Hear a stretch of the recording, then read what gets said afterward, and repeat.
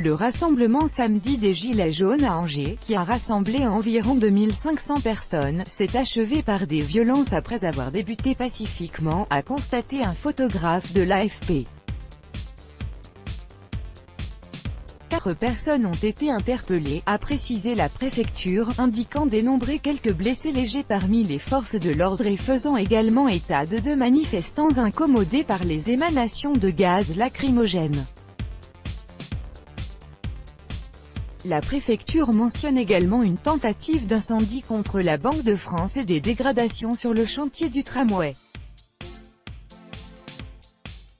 Les manifestants ont aussi incendié des barricades constituées notamment de matériel de chantier, a observé le photographe. Ce soir, j'ai un sentiment de colère et d'écœurement, a commenté dans un communiqué le maire d'Angers, Christophe Béchu, ex-LR, faisant état de très nombreuses dégradations dans le centre-ville et dénonçant un tournant inacceptable du mouvement des Gilets jaunes. De son côté, Mathieu Orphelin, député LREM du Maine-et-Loire, a annoncé suspendre ses échanges avec les Gilets jaunes en raison de ces violences.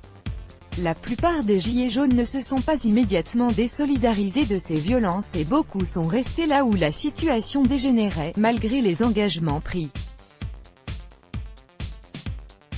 Le périmètre de sécurité n'a pas été respecté, malgré les engagements pris, a-t-il commenté dans un communiqué. Pendant une bonne partie de l'après-midi, le rassemblement s'était pourtant déroulé dans le calme.